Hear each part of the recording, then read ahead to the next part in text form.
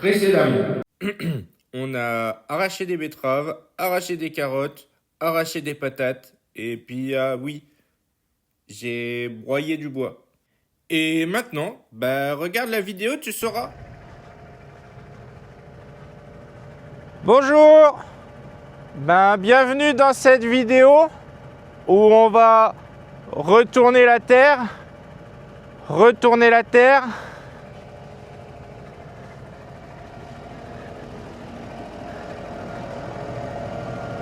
et retourner la terre.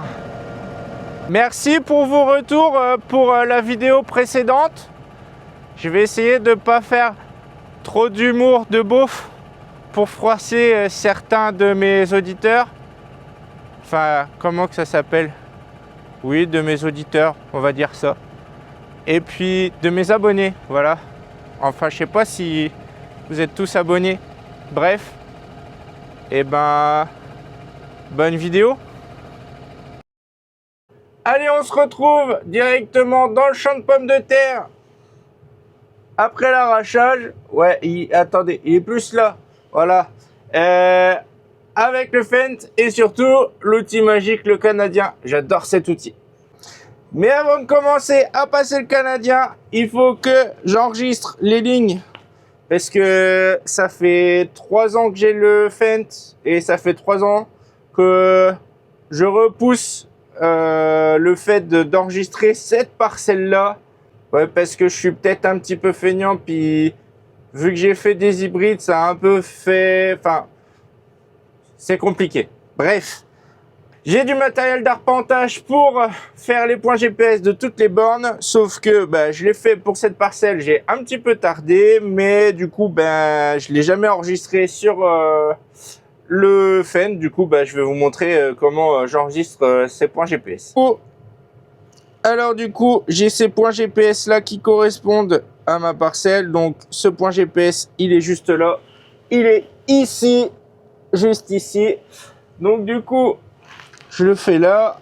J'ai le point GPS là. Je vais sur mon Fendt. Je mets bien pas d'outils pour être sûr que c'est les bonnes lignes qui soient enregistrées. Hop là. Je vais là. Je fais une nouvelle ligne de référence manuelle, hop, et je recopie toutes les informations juste ici sur le GPS. Une fois les 2 points GPS enregistrés, ça nous donne une ligne de référence. Je lui donne un nom. Moi, du coup, c'est la fourrière du bas. Donc, je tape fourrière du bas. J'enregistre et du coup j'enregistre comme ça et ça me crée la ligne. Alors là ça fait plein de lignes parce qu'en fait l'outil il est à 0 cm de largeur, donc du coup ça me fait énormément de lignes comme ça. Déjà rien que là on est déjà à la ligne 67. Bref, voilà, donc on va faire ça pour toutes les lignes. Donc le champ, j'ai de la chance, il est rectangulaire, du coup je vais faire une ligne là, une ligne là-haut, une ligne comme ça, et du coup la fourrière est déjà faite comme ça. Je vais pas trop m'embêter à mettre à part. J'ai une bande enherbée en plein milieu de la parcelle. Je vais pas m'embêter à la mettre à part sur ce point GPS, enfin sur le GPS. Mais du coup l'idée est là. Du coup, vous voyez toutes mes lignes sont enregistrées. Maintenant, il est temps de créer un segment contour. Hop, enregistré, généré depuis contour, créé à partir des lignes de référence existantes. Hop, on sélectionne les lignes de référence qu'on veut pour faire les tours de champ. Hop, on enregistre. Donc là, on va mettre segment contour champ. Hop, j'enregistre. Et voilà, donc du coup, ça fait une ligne pour tous les contours du champ. Et après, je fais créer à partir du segment contour. J'enregistre. Et voilà, maintenant, j'ai les contours de ma parcelle. On fait comme ça. Et du coup, j'ai toute ma parcelle avec toutes les lignes de référence. Et donc comme ça me permet, au moment où j'arrive dans la parcelle, d'ouvrir directement le champ et de sélectionner la ligne qui m'intéresse. Donc voilà, c'est des petits tips, mais franchement ça me facilite la vie, et puis je suis ultra précis comme ça. Du coup, s'il y a des personnes, si j'ai des voisins qui me posent problème et qui me disent que je vais chez eux, ben moi je respecte mes lignes. C'est peut-être eux qui vont un peu chez moi. Voilà.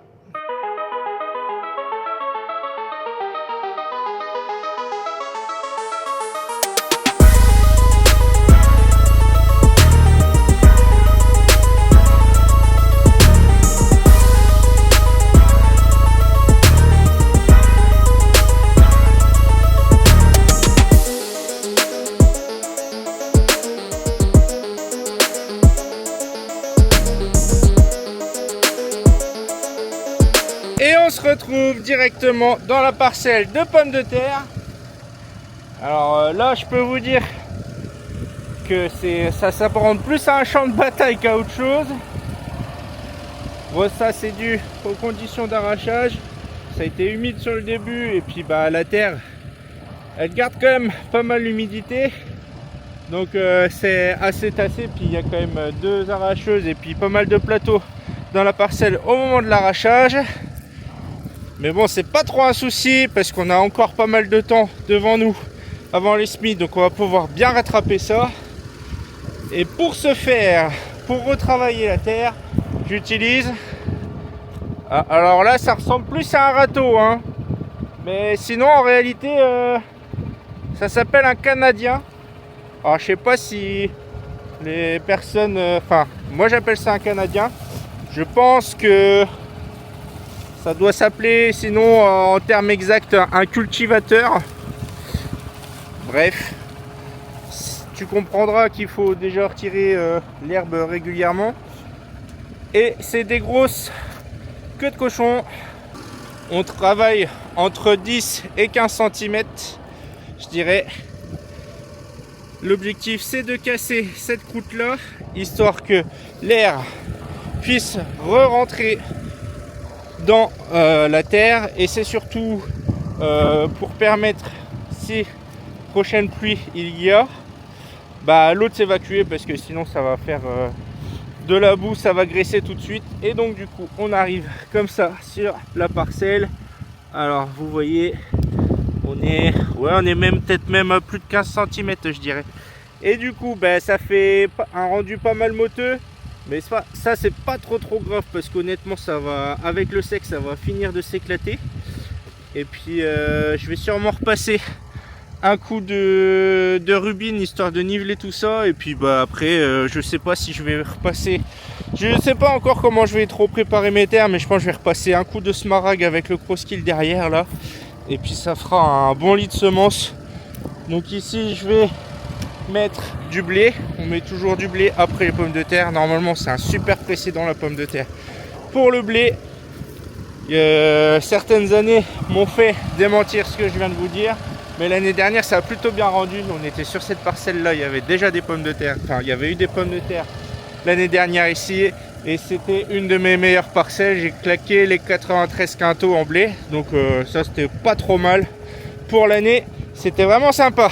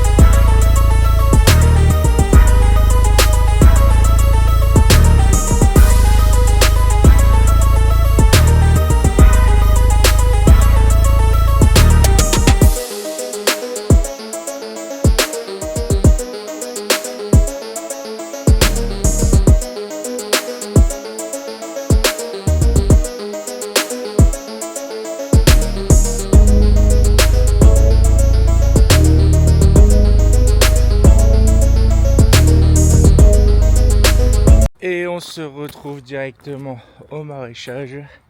Il est 8h moins 10, mais on va pas faire des légumes. On est avec l'arracheuse à betterave. En fait, j'ai garé l'arracheuse ici pour la nuit parce qu'on est juste derrière le maraîchage pour arracher les betteraves. Et du coup, comme ça m'évitait de replier tout ça. Et puis voilà quoi. Alors aujourd'hui, on a à peu près 7 hectares à arracher en 2 parcelles. Ça va être un petit peu la course.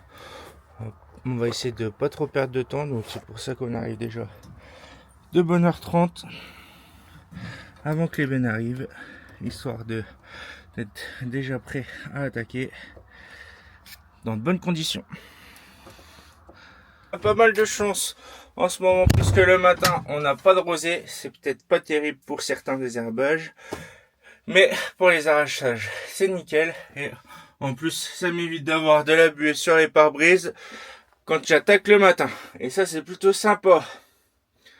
Du coup on démarre la bécane, on commence par les fourrières. On avait déjà commencé à détourer le champ hier, et du coup c'est parti, hein. C'est un peu bruyant quand même, hein.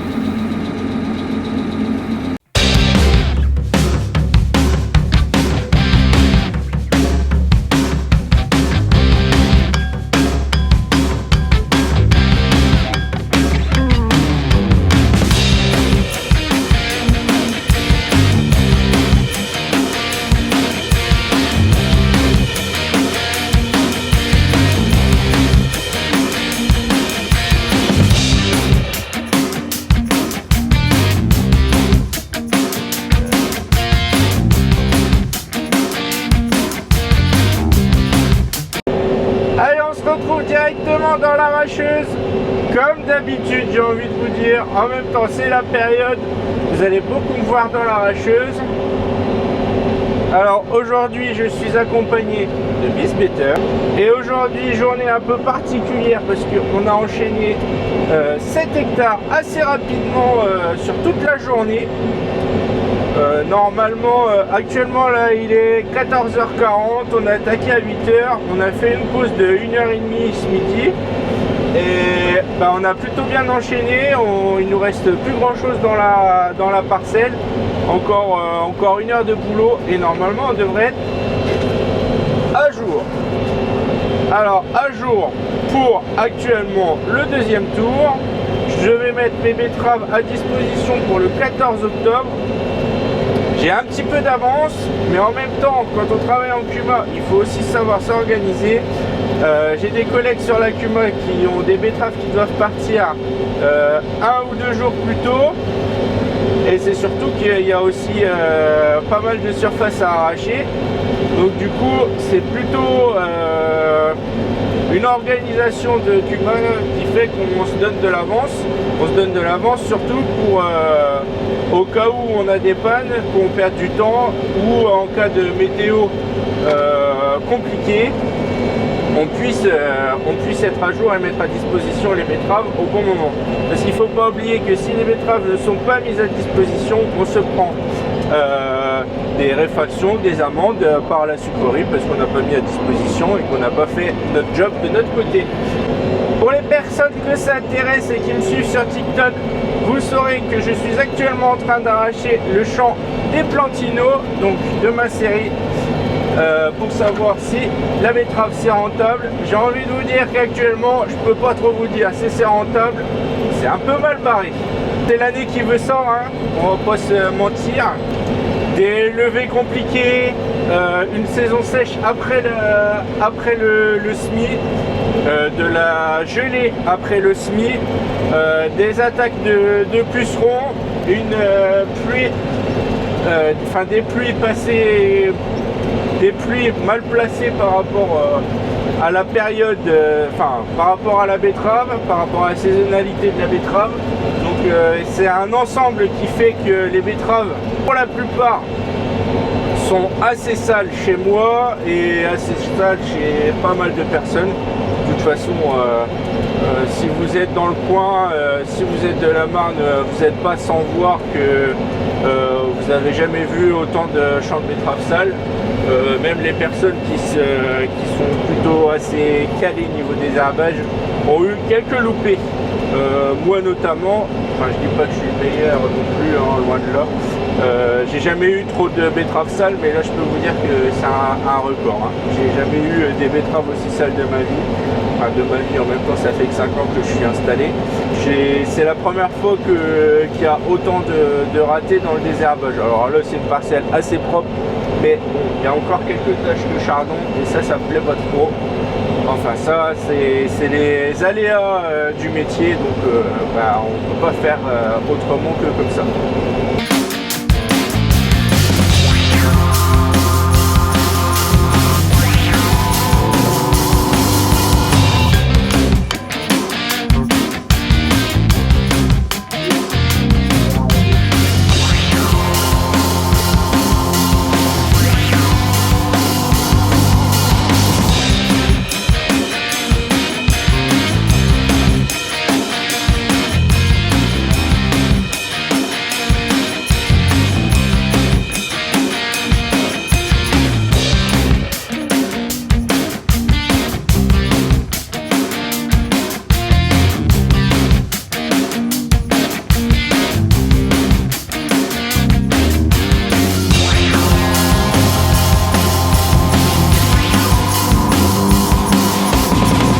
Alors ce matin on était dans une parcelle qui était en triangle. Alors qu'est-ce qu'on a perdu du temps? C'est quand même pas très jobard une automotrice pour faire des pointes, surtout avec la longueur. Vous avez pu voir qu'il y a une certaine longueur entre la cabine, enfin entre l'essieu arrière et l'essieu avant et le bâti arracheur notamment. Pour les manœuvres c'est quand même pas la machine la plus adaptée. Bon, en soi on s'en sort quand même, on va pas s'en plaindre, mais sur une parcelle en pointe on perd pas mal de temps, notamment pour les manœuvres. Notamment pour vous dire que c'est une année assez spéciale parce que mine de rien on a quand même pas mal de trous dans les parcelles et pour autant les betteraves n'ont pas repris. En général quand il y a beaucoup d'espace autour de la betterave, les betteraves prennent plus de place, vont être plus grosses, etc. Là pour le coup on a des trous mais les betteraves restent toutes petites. C'est pas par manque d'azote, enfin il semblerait qu'ici ça manque d'azote, pourtant je suis bien par rapport à mon PPF.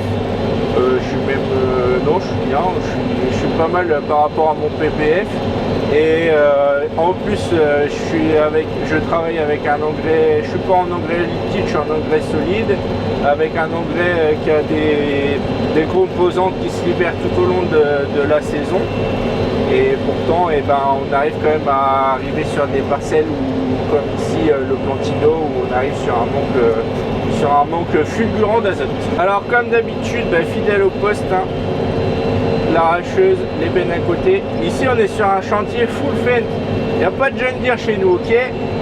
Enfin si, il y avait un voisin qui l'avait, mais on l'a mis dehors pour cet arrachage là. On va quand même pas mettre de John Deere dans mes vidéos.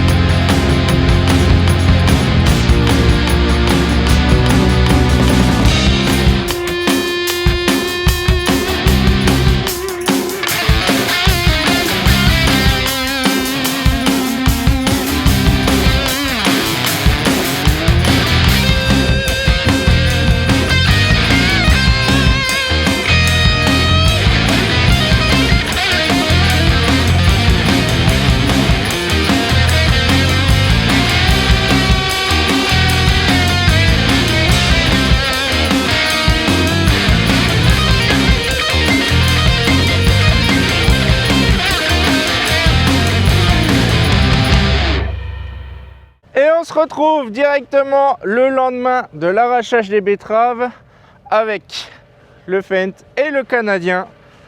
Une fois n'est pas coutume, c'est un peu l'outil de la saison. Après les récoltes de betteraves, j'utilise essentiellement le Canadien pour rouvrir la terre, rameublir tout ça. Alors effectivement, comme tu peux voir, ça fait toujours de la motte. Mais ça c'est pas grave parce que quand ça va sécher, ça va être vachement friable. Le tout c'est de savoir maintenant si je vais repasser un outil avant le semis. En général je ne repasse pas d'outil, je sème en direct là-dedans. Là je vais peut-être repasser un petit coup de Smaragd avec le Crosskill. Vu qu'il sera attelé pour les autres parcelles, autant que je le fasse, ça me fera un beau petit lit de semences et ça sera impeccable pour semer. Alors oui, pour information, après l'arrachage des betteraves, on y installe du blé pour les dernières betteraves arrachées qui seront fin novembre, début décembre. Ces parcelles-là, je préfère les laisser et pas prendre le risque de semer un blé. Je préfère y semer un orge de printemps. Donc je vais laisser une fois la récolte faite. Je passerai sûrement un coup de Canadien et après je laisse la terre tranquille jusqu'au moment du semis.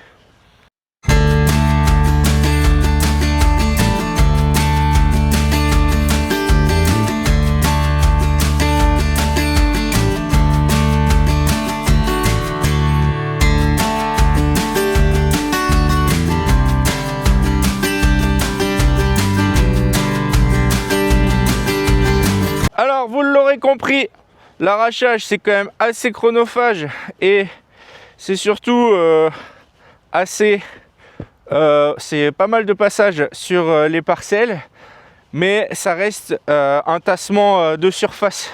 Donc du coup le Canadien il est largement suffisant. On n'a pas à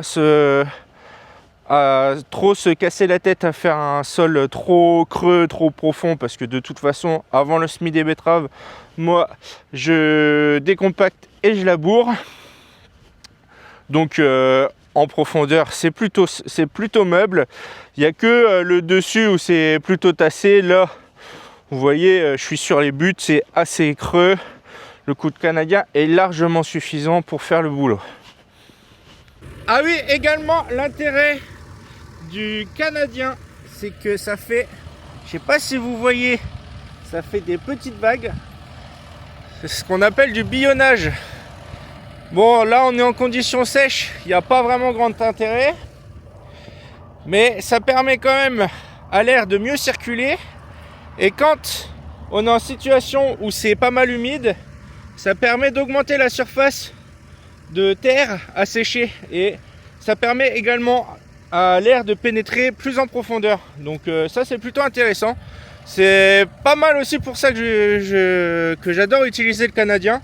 C'est que ça fait un champ plutôt billonné, ça fait pas mal de terre et je trouve ça plutôt intéressant pour la circulation de l'air, la circulation de l'eau dans le sol.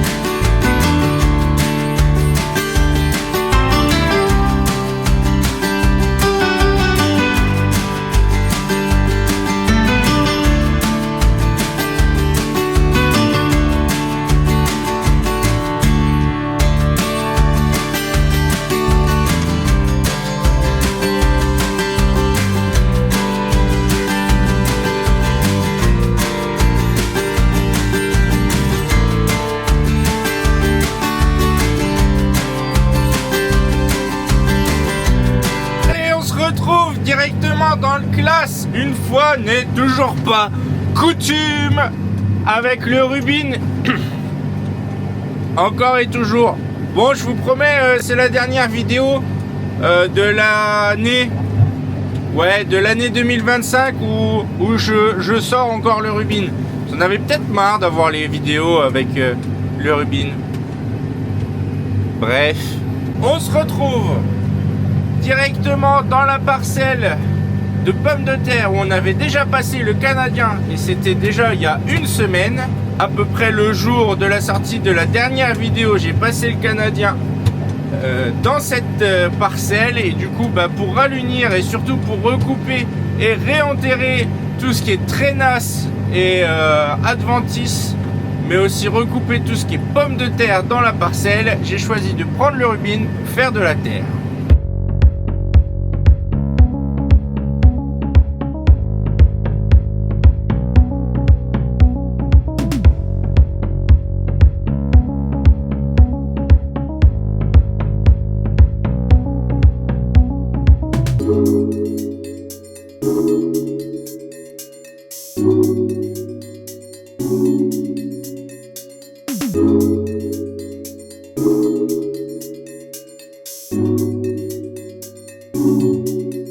Et dans la parcelle, ça donne ça.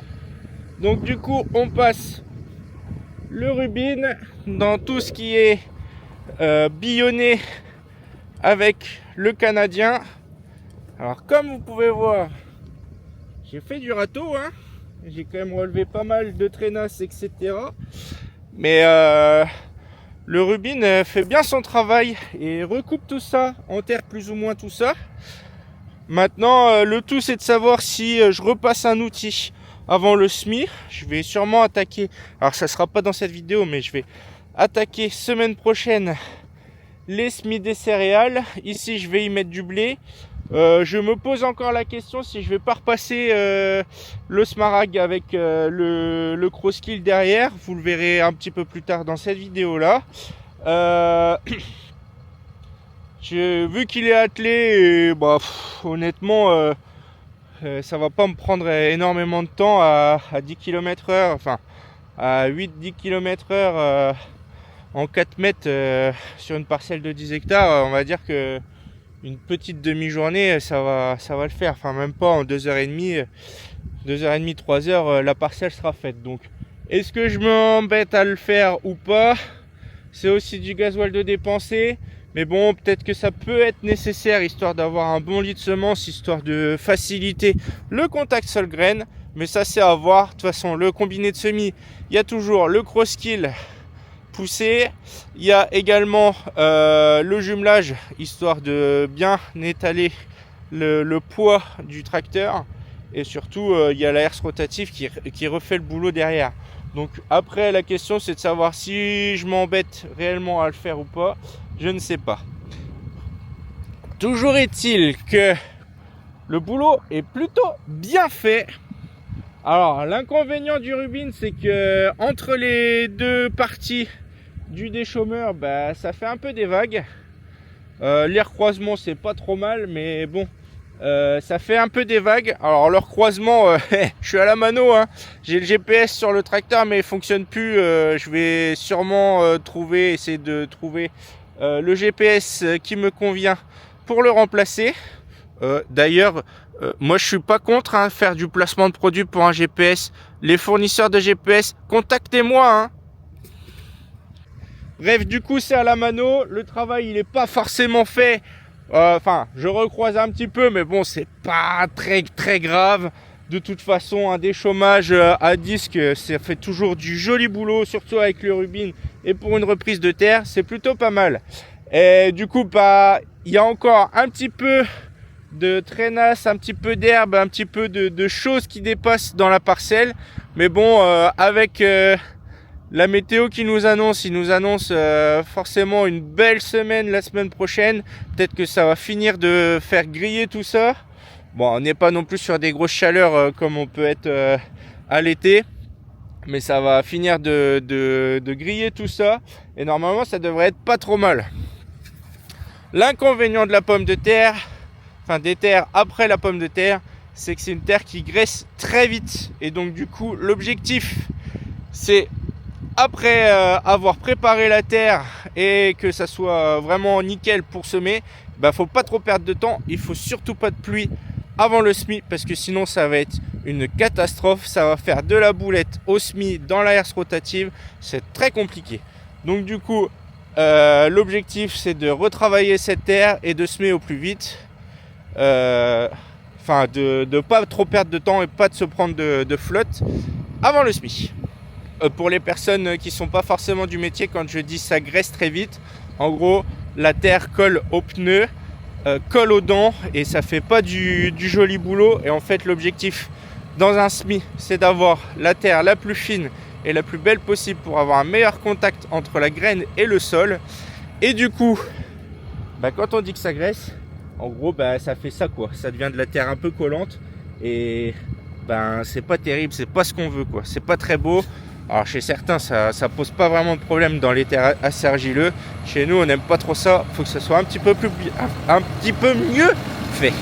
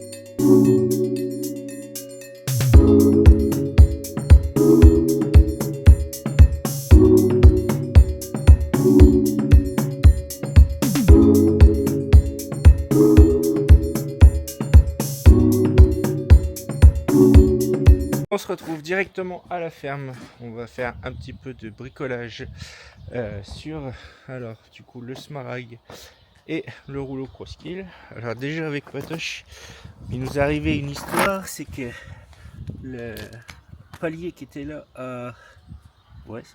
le palier qui était là a pété. On s'en était pas rendu compte, j'ai attaqué le champ et puis il était bien explosé. Et puis aussi le pneu il est explosé, il a un trou là, je sais pas si vous voyez. Bon, c'est pas bien grave, il y a une autre roue pour le supporter, toujours dans le respect de la mécanique évidemment.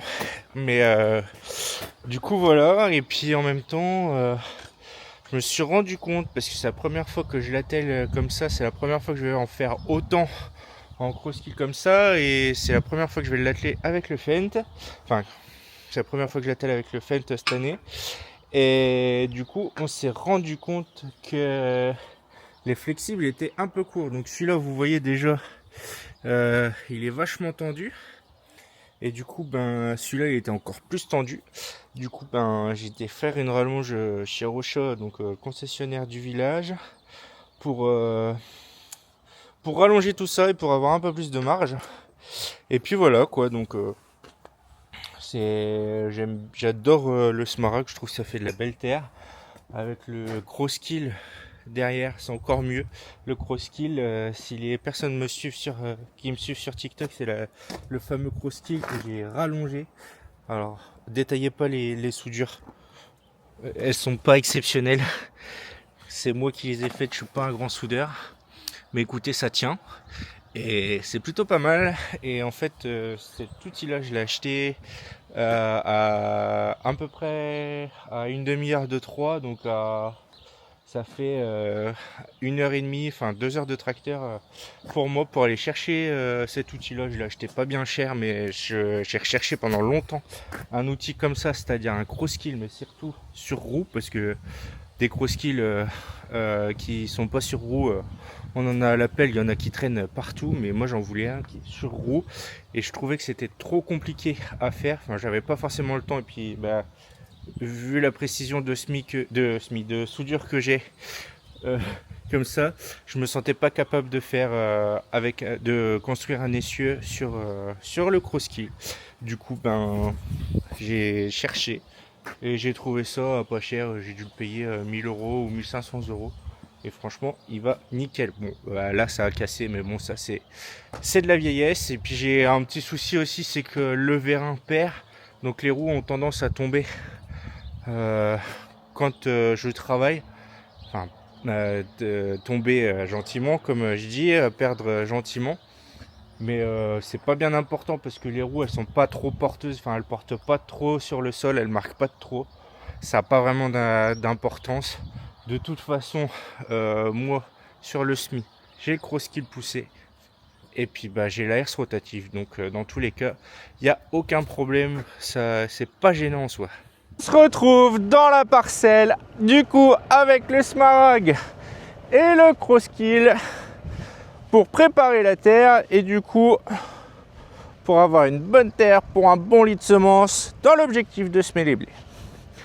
Du coup, eh ben, c'est pas dégueu, ça fait du joli boulot, c'est plutôt, ça reste meuble, c'est fin, c'est assez rappuyé à mon goût de toute façon. Comme je le répète depuis le début de la vidéo, j'ai quand même le combiné de semis qui est nickel.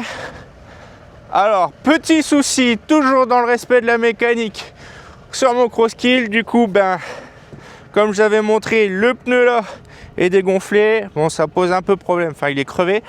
J'ai des soudures qui ont pété là, mais ça, c'est pas mes soudures. C'est l'ancien propriétaire qui a construit ce Crosskill, qui a eu...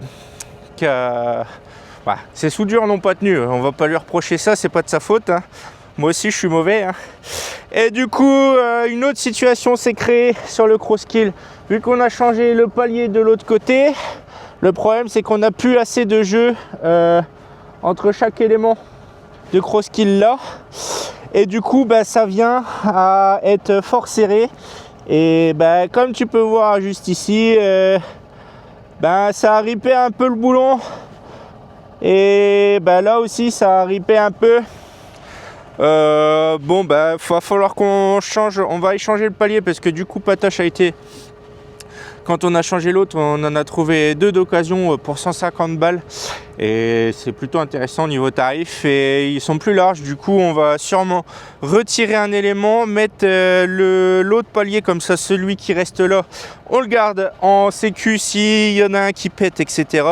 Et puis peut-être qu'on mettra une bague histoire de garder serré. Ça va peut-être nous faire un petit écart par rapport à l'élément qui est juste derrière.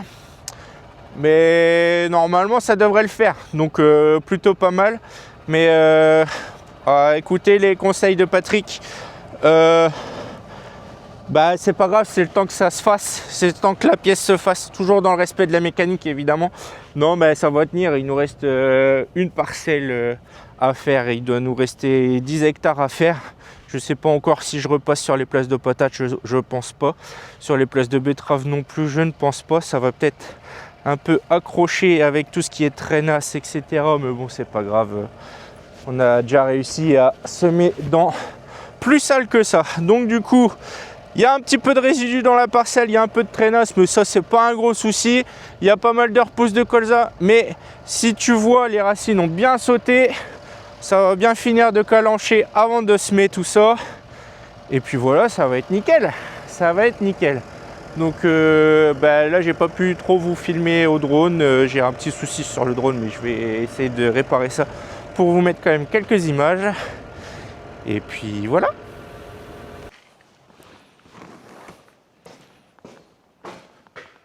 Bon bah j'ai pas réparé le drone pour vous faire des plans avec le Smaragd. En même temps je crois que la vidéo elle est pas mal longue déjà. La reco du jour, le compte Agriculto, toujours le lien en description. C'est un collègue de Champagne-Ardenne, mais actuellement, il est en Australie. Et franchement, ça vaut vraiment le détour. Ces vidéos, elles sont vraiment sympas. Donc, n'hésite pas à aller voir ces vidéos parce qu'elles sont super bien. Bon, tu l'auras compris, la prochaine vidéo, ben, ça sera les SMI. Voilà. N'hésite pas à lâcher un petit like, à commenter pour me dire ton ressenti sur cette vidéo qui est ultra longue. Vous pouvez le dire qu'elle est ultra longue, mais c'est pas grave, ça changera rien. On se retrouve le 1er novembre et pour rappel, on sort une vidéo tous les 1er et les 15 du mois. Ben, abonne-toi pour de prochaines vidéos et surtout n'oublie pas que notre agriculture est exceptionnelle et toutes les agricultures sont différentes et intéressante à expliquer. Et à bientôt. Celle-là elle pourrait me plaire, ça pourrait être sympa. Allez, bisous.